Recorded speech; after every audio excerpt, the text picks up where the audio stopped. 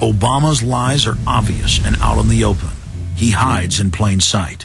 And from the moment he took office, his lies have only increased. Despite the fact that his ratings have dramatically dropped since Election Day, from the mid-80s to the low 40s, a large portion of Americans still gullibly hang on his every word. It is bringing entertainment to thousands of people. Through its magic, we are able to enjoy a combination of the radio, motion pictures, and the stage, right in the comfort of our own homes, simply by pushing a button and turning a dial. These cells with their electrical charges are scanned by a stream of electrons, completing 30 pictures a second. Compare that crude picture with these of today, and you can judge for yourself how far along the road to perfection television has traveled. Most people still today think that all entertainment to do with movies, drama, is therefore nothing more than their entertainment. It never ever was that case. Of course, television can't perform such miracles as this, yet. But perhaps there's no harm wishing that it could. The greatest social messages are promoted through movies and drama, high drama, all right, through the fixation of emotive sequences. Yeah, they knew men ran society at the local level, and the state didn't want that. So the messages about TV and culture were, men, you're in charge, the women are your slaves. That was the message in the 50s, and the CIA is declassified. It was meant to enrage women to then rebel in the 60s so they could break the family up. Now they've done it.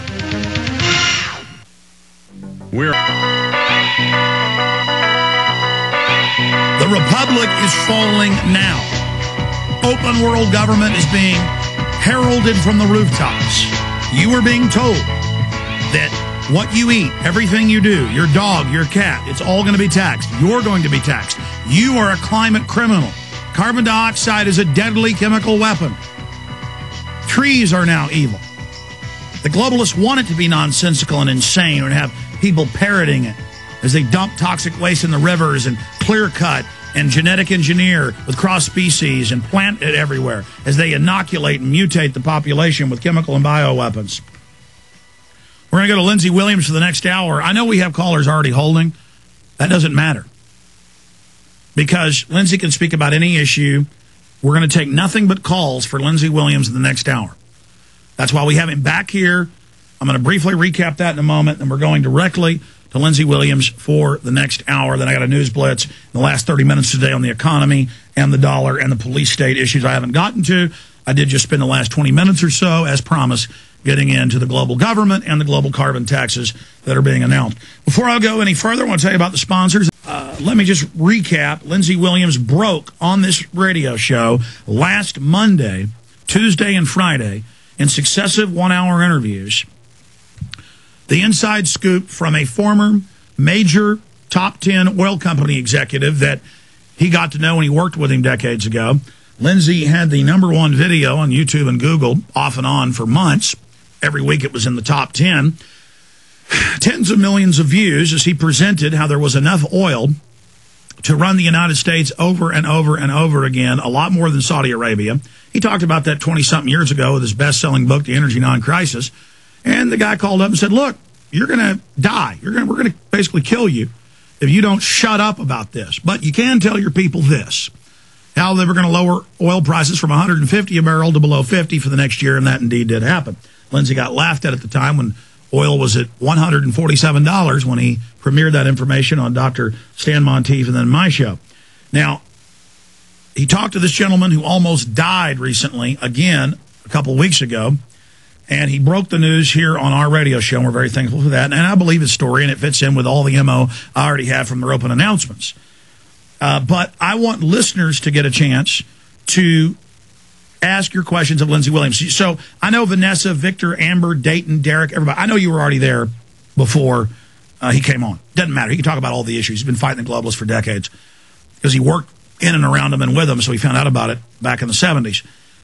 We're going to have open phones. As soon as you hear a caller hang up, you can call in with your question only for Lindsey Williams.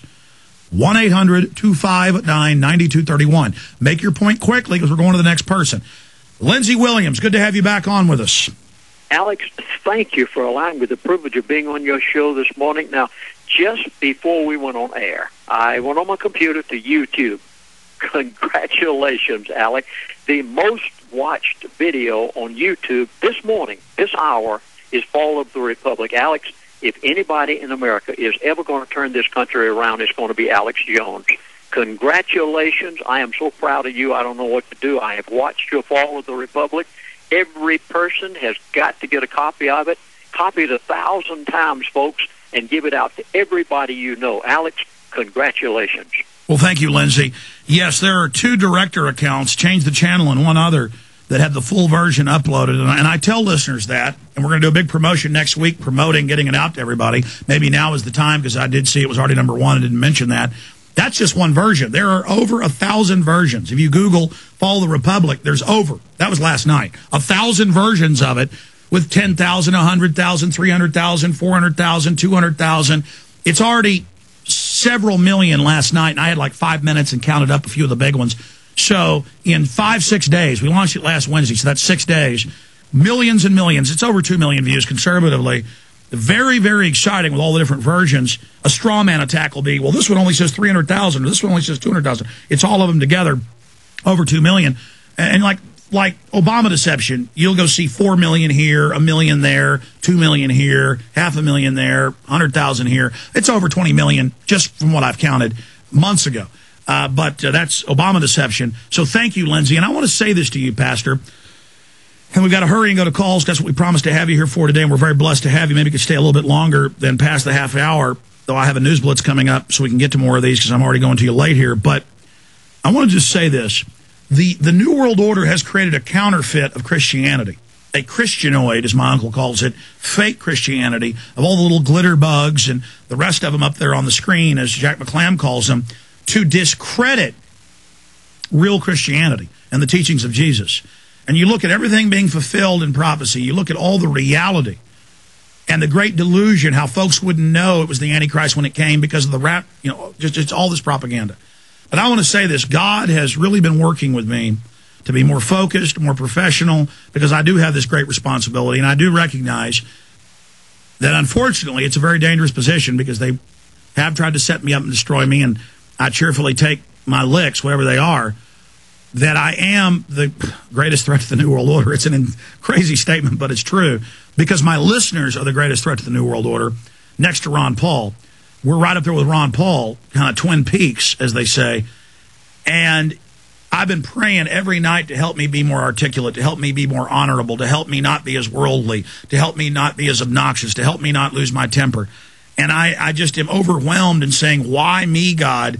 But the discernment and everything God's opened up to me, it's a great comfort, but also very painful to be able to understand what's happening. I know you're a lot older than I am, a pastor who's been fighting the globalists for almost 30 years, and it's just amazing when you turn yourself over to God and just say, God, help me be a vessel, a tool to fight tyranny, what God has done with myself. And I think of what others could do if they listened to God and stood up and believed in God and said, God, I don't have all the answers and I'm not perfect, but I'm going to take action and I'm going to stand up for goodness. What we could do, we could change this very quickly. Your comments on that? Alex, I'm so proud of you, you can't imagine. When I heard only days ago from the elite, now you didn't use the word elite a moment ago, but I'm going to use it now. When I heard from one of them just a few days ago, and what he said, everything you're doing, what you just got through saying, he said within 2 years we will not recognize America. Time is of the essence. Again, this elite told me after 2 years you will be so poor you will not be able to do anything. This is startling.